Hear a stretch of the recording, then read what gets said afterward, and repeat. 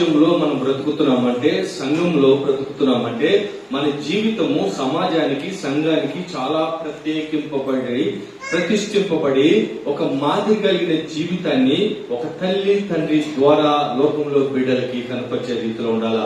ఇక్కడ చూస్తే ఆ తల్లి, అందుకే దేవుని యందు భయభక్తులు కలిగిన స్త్రీ కొనియాడబడును.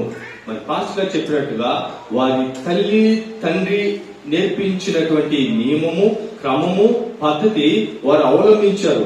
నేను దగ్గరగా 10 years నుంచి ఫెలోషిప్ లో గానీ, సిటీలో మీటింగ్స్ లో గానీ చాలా మందిని మరి చూస్తూ ఉంటా. పరిస్థితులు, జీవితాలు అసలు వాళ్ళు ఏంటనేది స్కాన్ చేసి స్టడీ చేస్తే నేను చూసా. రియల్ గా చెప్తున్నాను, ఈ సంఘానికి అనుగ్రహించినటువంటి ఇట్లాంటి పాస్టర్ గారిని ఎక్కడ చూడాల. అద్భుతమైన వాక్యాలు చెప్తారండి, గుర్తుపెట్టుకోండి. వాక్యాన్ని తిప్పి అద్భుతంగా చెప్పి ఏం చెప్పాడు అనిపించుకునే పాస్టర్లు ఉన్నారు కానీ క్రియలు లేని విశ్వాసం మృతం. క్రియలు లేని విశ్వాసం మృతం. ఎంత వాక్యము ఎరగదీసి చెప్పినా క్రియలు లేకుండా, అంటే క్రియా వాక్యము ఏకమైతేనే అది అద్భుతమైన జీవితం. ఈరోజు చూస్తే తనకి ఏమీ లేకపోయినా, గుర్తుపెట్టుకోండి, మీరేమనుకున్నా సరే, ఏమనుకున్నా పర్లేదు, ఈ ఇల్లు గాని ఈ సంఘం గాని ఎట్లా ఉంటదంటే బెత్లెహేము రొట్టెలకి నివాసం. అవును కదా? ఎన్ని సంఘాలు వెళ్ళి చూడండి, ఎంతమంది దగ్గరికి వెళ్ళి చూడండి, వాక్యం చెప్తారు. వాక్యం చెప్పిన తర్వాత హాయ్ బాయ్. ఎవరైనా ఉపయోగకరంగా ఉన్నారంటే, ఆ సంఘానికి మేలుకరంగా ఉన్నారంటే వారితో రిలేషన్షిప్ పెట్టుకుంటారే తప్ప వారిని కూడా ఎంతవరకు ఉంచాలో అంతవరకే ఉంచుతారు. కానీ మీకు ప్రత్యేకంగా అనుగ్రహించినటువంటి మీ సంఘ కాపరి విషయంలో ఎంత గొప్ప మీరు అనుభవించుంటారు. గుర్తుపెట్టుకోండి, మీరు వ్యక్తిగతంగా ఎన్నో మేలులు, ఎన్నో ఆశీర్వాదాలు, అసలు ఈ ఇంట్లో భోజనం చేయనటువంటి వ్యక్తి ఉన్నాడు. అవునా కదా? ఈ సేవకుని ద్వారా సహాయం పొందినటువంటి వ్యక్తి మీ దగ్గర ఎవరు ఉంటారు నాకు తెలిసి. మాట ద్వారా సహాయం, డబ్బు ద్వారా సహాయం, చేయూత ద్వారా సహాయం, మరి ప్రార్థన ఏదైనా సమస్య వస్తే మీతో పాటు పరిగెత్తి మీ దగ్గరకు వచ్చి మీకు సాయం చేసేటువంటి మనసు కలిగిన సేవకుడు. నేను నిజంగా చెప్తున్నా, ధైర్యంతో చెప్తున్నా. మరి నా మనసు అలాంటిది కాబట్టి దేవుడు నన్ను అన్నను ఎందుకు కలిపాడో నాకు తెలియదు. సో ఆ విధమైన మనసు లేకపోతే ఆ వ్యక్తి దగ్గర నేను ఉండలేను. దేవుడు నిజంగా ఈ బంధం ఏర్పాటు చేశాడు. యోనాతాను దావీదు బంధం బైబిల్ ఎలా ఉందో వారు ఏ విధంగా జీవించారో మరి నా కోసం ప్రత్యేకంగా ఏర్పాటు చేసినటువంటి, మరి ఒక తల్లి కడుపున పుట్టకపోయినప్పటికీ మరి అంత ఆప్యాయత, అనుబంధం కలిగిన, నేను బాధపడితే తట్టుకోలేదు. అట్లా కాదు, ఇట్లా కాదు, ప్రార్థన చేద్దామని ఎన్నోసార్లు ఓదార్చిన ఈ సేవలు బాధపడిన పరిస్థితులు ఉంటే నన్ను ఎంతో లేవనెత్తిన వ్యక్తి, ఎంతో మరి చేయూతనిచ్చిన వ్యక్తి, ఎన్నో విధాలుగా నా కొరకు ప్లాన్ చేసిన వ్యక్తి, ఎన్నో విధాలుగా నా కొరకు అక్కడెక్కడ మాట్లాడి లైఫ్ కోసం ఏదైనా చేద్దామని ఆలోచన చేసి మీ కొరకు కూడా ఎన్నో సంవత్సరాలు ఎన్నో చేసి ఉంటాడు. కానీ మీరు మీ జీవితంలో గుర్తుపెట్టుకోండి, రుణపడిన జీవితం ఉండాలి. దేవుని మహిమ కొరకు, సంఘ క్షేమం కొరకు, మీ సేవకుడి యొక్క అభివృద్ధి, ఆశీర్వాదం కొరకు ఒక్కరన్నా దయచేసి రుణపడి జీవిస్తే మంచిది. మీ భక్తి జీవితంలో ఎందుకు ఈ మాట చెప్తున్నంటే, బైబిల్ గ్రంథంలో సామెతలో 37లో చూస్తే ఉపదేశించే తల్లి అండి. హల్లెలూయా. మీ జీవితంలో మీ బిడ్డలకి సరైన ఉపదేశించే తల్లిగా ఉండాలా. బ్రతుకు జీవితము ఎలా జీవించాలి, జీవించిన బ్రతుకు కాలంలో ఎలా బ్రతకాలి, ఏది చేస్తే తప్పు, ఏది చేస్తే ఒప్పు, ఏది చేస్తే ఏ విధంగా మనుషులు పతనం అయిపోయారో, బ్రతుకులు సర్వనాశనం అయిపోయినాయో బైబిల్లో రాయబడిన మాటలు అర్థవంతంగా తల్లిగా, తండ్రిగా బిడ్డలకు ఉపదేశించాలి. మన జీవితంలో ఉపదేశించే తల్లిగా వాక్యాన్ని సరైన రీతిలో, సరైన అవగాహనలో ఉపదేశించే తల్లిగా ఉండాలా. రెండోదిగా ఆలోచిస్తే 1 తిమోతి 1:5 రాయబడిందంటే భక్తి విశ్వాసముని బిడ్డలకి నూరిపోయాలండి. ఈ రోజున భక్తిని, విశ్వాసాన్ని బిడ్డలకి నూరిపోయాలంటే అనుమానమున దీని కొరకే బ్రతకాలా, ఈ విధంగానే బ్రతకాలా, దేవుని మహిమ కొరకు బ్రతకాలా. ఈ రోజున ఆలోచిస్తే ఇంతమంది తల్లిదండ్రులు ఉన్నారే, మీ బిడ్డల్ని పుట్టినప్పుడు గాని, లేకపోతే ప్రత్యేకంగా మీ మనసులో దేవుడు తట్టినప్పుడు, ఆలోచన పుట్టినప్పుడు గాని దేవుని కొరకు, దేవుని మహిమ కొరకు ఎవరైనా ఇచ్చారా? ఐఏఎస్ అవ్వాలా, ఐపీఎస్ అవ్వాలా, కలెక్టర్ అవ్వాలా, అది ఇది జాబ్ కొట్టాలా, ఉన్నతంగా బతకాలనేది మీరు ఆలోచన చేస్తారు. కానీ పుట్టించిన దేవుని కొరకు ప్రత్యేకంగా వాడు పుట్టుకలో మరి గర్భంలో ఉన్నప్పుడే రూపుదిద్దుతున్నప్పుడే మీరు ప్రత్యేకంగా మీ బిడ్డని దేవుని కొరకు, దేవుని మహిమ కొరకు, దేవుని చిత్తం జరిగే విధంగా మీరెవరైనా మీ కుటుంబంలో ఎవరైనా అర్పణగా బలిగా దేవుని పని కొరకు ఇచ్చారా? పుట్టించిన దేవుని కొరకు ఏమి చేయలేని బ్రతుకు వ్యర్థమే.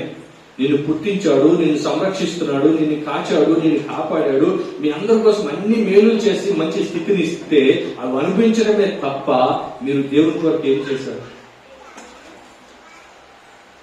మీరు మీ పిల్లలకు ఉపదేశం నరనరాను నూరు పోసే విధి విధానాల్లో పెంచకుండా వాళ్ళతో పాటు తాండనాలు ఆడటం, వాళ్ళతో పాటు పక్కన కూర్చుని వాళ్ళు ఏం చేస్తుంటే అవి చేయటము, వాళ్ళు ఎపిసోడ్లు చూస్తుంటే, టీవీలు చూస్తుంటే, వాళ్ళు అవి ముచ్చట్లు చెప్తుంటే వాటితో ఏకీభవించటమే తప్ప ఒరే భక్తి ఇది కాదురా, జీవితం ఇది కాదురా, సృష్టికర్తనే దేవుని కొరకు బ్రతకాలరా అని ఇక్కడ రాయబడిన మాటలు చూస్తే ఒకసారి చదువుతారా? తిమోతి 1:5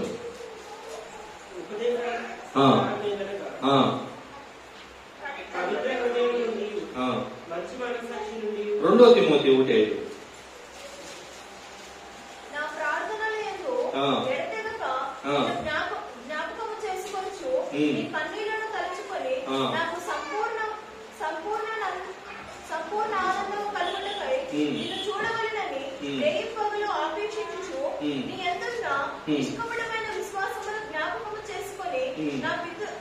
పితురాచార ప్రకారము నిర్మూలమైన మనస్సాక్షితో నేను సేవించుచున్న దేవుని ఎడల కృతజ్ఞుడనై ఉన్నాను.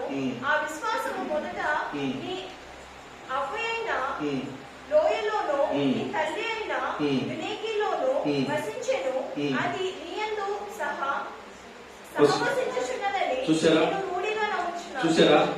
తల్లి వాళ్ళ కూతురికి నేర్పింది, ఆ తల్లి వాళ్ళ బిడ్డకి నేర్పింది తిమోతికి. ఈ రోజున వంశాలు దేవుడు నమ్ముకున్నాం అంటున్నారే. మీ వంశంలో, మీ కుటుంబంలో దేవుని చిత్తానుసారంగా తిమోతి తన బిడ్డని దేవునికి ఇచ్చిందే, తిమోతిని తన తల్లి దేవునికి ఇచ్చిందే. మీరు మీ బిడ్డల్ని, మీ జీవితాన్ని దేవునికి అర్పించి దేవుని మహిమ కొరకు పెంచే విధంగా ఉండటం అనేది చాలా ప్రాముఖ్యము. ఒకటి, ఉపదేశించే తల్లి ఉండాలా. తర్వాత దేవుని వాక్యాన్ని, విశ్వాసాన్ని, భక్తి క్రియలతో నూరు పోసే విధంగా ఉండాలా.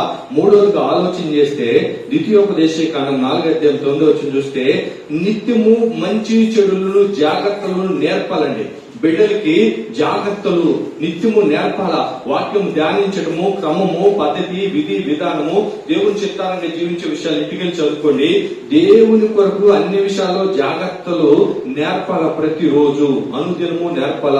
తర్వాత మనం ఆలోచన చేసినట్లయితే చక్కగా దేవుని యొక్క చిత్తంలో మరి ఎఫెసీ 6:4 రాయబడింది ఏంటంటే శిక్షణలోను బోధలోను పిల్లలను పెంచాలి. శిక్షణలోను బోధల్లోను పెంచాలి. ఈరోజు పిల్లలు చూస్తే టిక్ టాక్లకి, ఇన్స్టాగ్రామ్లకి, మిగతాకి భయంకరంగా అట్రాక్ట్ అయిపోతున్నారు.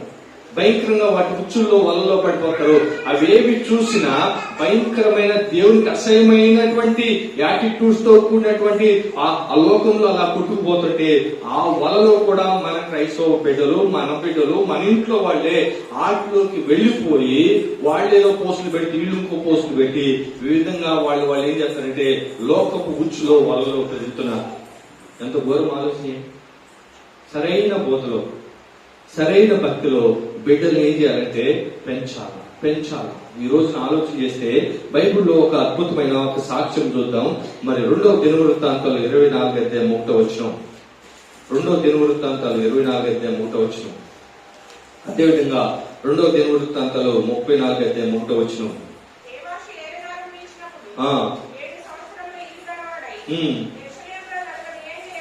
హల్లెలూయా.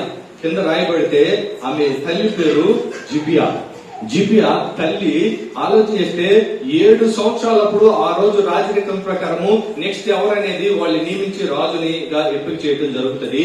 ఈ బిడ్డ 7 సంవత్సరాలప్పుడు రాజుగా రాజరికానికి ఏలుబడి చేసినప్పుడు తన జీవితంలో చూస్తే తన తల్లి నేర్పిన భక్తి జీవితము ఎట్లాంటిదంటే దేవుని యందు యథార్థంగా దావీదు బతికిన రీతిలో తన బిడ్డ యథార్థంగా భక్తి భావంతో బతకాలని 7 సంవత్సరాలప్పుడు రాజుగా ఏలుబడి చేస్తున్నప్పుడు ఆలోచన చేస్తే 40 సంవత్సరాలు ఏలాడు. ఎంత భక్తి భావం అంటే దావీదు నడిచిన రీతిలో కుడి ఎడమను తప్పిపోకుండా యథార్థమైన భక్తి జీవితాన్ని జీవించి 7 సంవత్సరాల వయసులో 40 సంవత్సరాలు రాజ్యం వెళ్ళాడు.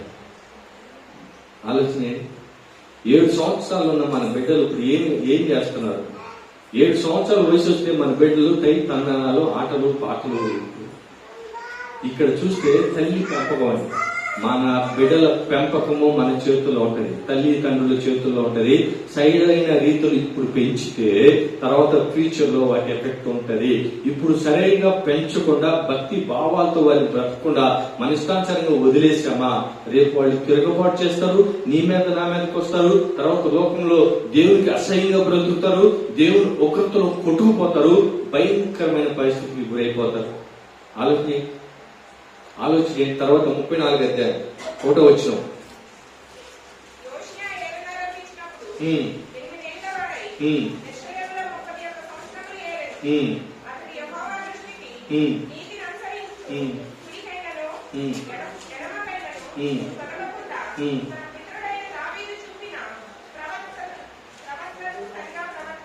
చూసారా? 8 years. మీ ఆలోచన చేయండి, ఆ వయసులోనే కుడికైనను ఎడమకైనను తప్పిపోకుండా దేవుని భయభక్తులు కలిగిన జీవితాన్ని జీవిస్తూ తన పితుడైన దావీదు జీవించినటువంటి నియమము, క్రమము, పద్ధతి, విధి విధానాల్లో పెరిగి 40 సంవత్సరంలో ఆలోచన చేస్తే అంత అద్భుతమైనది. చిన్న వయసులోనే ఏది ఉండాలో ఏది ఉండకూడదో, ఏది దేవునికి అసహ్యమో ఏది దేవునికి ఇష్టమో మొత్తం క్లీన్ స్వీప్ చేశాడు. తన రాజ్యంలో దేవునికి అసహ్యమైన ప్రతి నీచమైన కార్యాన్ని తుడిచివేశాడు. యెరూషలేమును పవిత్రపరుచుకున్నాడు, యెరూషలేమును శుద్ధి చేసుకున్నాడు. యెరూషలేములో ఉన్నటువంటి అసహ్యమైన, హేయమైన, దేవునికి అయిష్టమైనటువంటివి క్లీన్ స్వీప్ చేశాడు. ఏం లేకుండా పొద్దున్నే మున్సిపాలిటీ వాళ్ళు వచ్చి తుడుతారా రోడ్లు, అట్లా పాపపు విధి విధానాలు ఆ రోజు ఏమైతున్నాయో ఏమి లేకుండా తుడిచివేసి వాటిని కాల్చివేసి బూడిదని జల్లి పడేశాడు.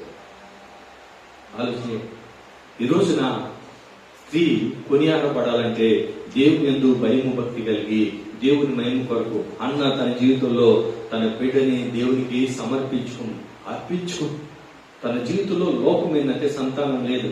దేవా, నీవు నాకు బిడ్డనిస్తే నీకే ఇస్తా. తర్వాత మళ్ళీ పుట్టారా లేదా? ఈ రోజున మన బిడ్డల్ని దేవుని మహిమ కొరకు మన జీవితంలో దేవుని కొరకు అర్పించే విధంగా, సమర్పించే విధంగా, ఉపదేశించే విధంగా, దేవునికి సంపూర్ణంగా ఇచ్చే విధంగా మన జీవితాలు దేవుని కొరకు స్థిరపరచుకోవాలి. ఇంకెంతకాలం బతుకుదామని, ఇంకెంత ఎంజాయ్ చేద్దామని, ఎంత లోకాన్ని అమర్చుకుందామని, ఇంకా లోకం ఎంత గట్టిగా పట్టుకొని బతుకుదామని. లోకము దాని ఆశ గతించును, దేవుని చిత్తం చేయవాడు నిరంతరము నిలుచును. లోకము దాని ఆశ గతించును. నువ్వేమన్నా అమర్చుకోవాలని, నువ్వన్నీ దాచుకోవాలని, అన్ని కలబోసుకుని నీ ఇంట్లో నువ్వు అనుభవిస్తావని ఈ గ్యారెంటీ లేదు. లోకము దాని ఆశ గతించిపోతుంది, కానీ దేవుని చిత్తం చేయవాడు నిరంతరము నిలుచును. వీళ్ళ భక్తి జీవితం భూమి మీద కొనియాడబడుతుంది. దేవుని మహిమ కొరకు జీవించారు. ఆ విధంగా జీవించడానికి తల్లి తండ్రి యొక్క ప్రభావం వాళ్ళ మీద ఉంది. ఈ రోజున మన బిడ్డల జీవితంలో ఆలోచన, నీ కొడుకు ఎదుగుతున్నాడు, నీ కూతురు ఎదుగుతుంది, నీ బిడ్డలు ఎదుగుతున్నారు. దేవుని కొరకు ప్రత్యేకింపబడి, ఇది నా బిడ్డలో ప్రత్యేకింపబడిన జీవితం, దేవుని కొరకు ఈ వస్తువుని, ఈ ఆయుధాన్ని దేవుని కొరకు వాడదాము, ఈ తలాంతులు వాడదాము, నా బిడ్డని ఈ విధంగా కల్పించేద్దాము, దీని కొరకు ప్రత్యేకంగా దేవుని కొరకు వాడదాము అనేది ఎవరికి ఉంది? ఆలోచనే. బైబిల్లో ఒక్కొక్క జీవితం చూద్దాం. మరి 2వ దినవృత్తాంతాలు 22 అధ్యాయం 3వ వచనం. 2వ దినవృత్తాంతాలు 22:3 వచనం.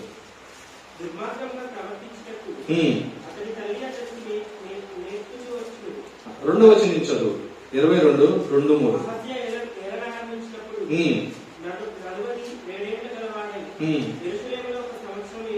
చూసారా? వయసు ఇదంతా చూసావా? తాడి చెట్లాగా ఎదిగాడు. 40 సంవత్సరాల వయసు, రాజరికానికి వచ్చాడు. ఓకేనా? 1 సంవత్సరం వెళ్ళాడు. అతని తల్లి ఎంత ఘోరం అంటే, అతల్లి అసలు దుర్మార్గంగా ఎలా బతకాలరా నేను నేర్పుతానని స్పెషల్ ట్రైనింగ్ ఇచ్చింది ఒక తల్లి.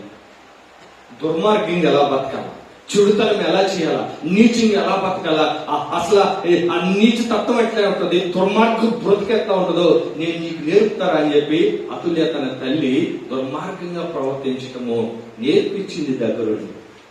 ఒక్క సంవత్సరం వెళ్ళాడు. ఎందుకు ఈ మాట చెప్పంటే, ఒక భయభక్తులు కలిగిన జీవితము ఒక తల్లికి తండ్రికి ఉంటే బిడ్డల జీవితం కూడా అద్భుతంగా భయము భక్తిలో కొనసాగింపబడుతుంది. అతల్య తన బిడ్డని దుర్మార్గంగా ప్రవర్తించడం నేర్పింది. కానీ తిమోతి తల్లి వాళ్ళ అవ్వ దేవుడి కొరకు విశ్వాస క్రియలు కలిగిన భక్తి జీవితాన్ని, అన్న తన బిడ్డని దేవుడి మహిమ కొరకు అర్పించే తల్లిగా బ్రతికింది. ఇదిగో ఇక్కడ చూస్తే ఎలిజబెత్, జకర్యా వాళ్ళ బిడ్డను దేవుడి మహిమ కొరకు దేవుడి మార్గం సరళం చేయడానికి పెంచింది. మరియా తన బిడ్డని లోకరక్షుడిగా, లోకానికి జన్మకర్మ పాప దోషాల విమోచన కొరకు ఇదిగో చక్కటి త్రోవలో చక్కగా పెంచింది. ఈ రోజు మన బిడ్డల జీవితంలో దేని కొరకు ఏ విధంగా బిడ్డలు సెట్ చేస్తున్నాం? దేని కొరకు? ట్రైనింగ్ కొరకు, జాబుల కొరకు లక్షల రూపాయల అప్పులు తెచ్చి వడ్డీలు పెట్టి ట్రైనింగ్లు ఇప్పించి జాబుల కొరకు అయితే టైం వేస్ట్ చేయించి ఆట మీద పెడతామే.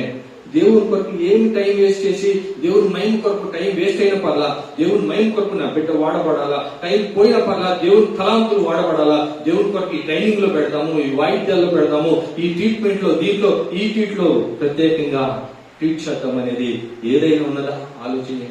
దేవుని కొరకు పెంచుతున్నాం. చస్తే దేవుని దగ్గరే నిలబడాలి. నీవు నేను చస్తే సృష్టికర్త అయిన దేవుని దగ్గరే నిలబడాలా.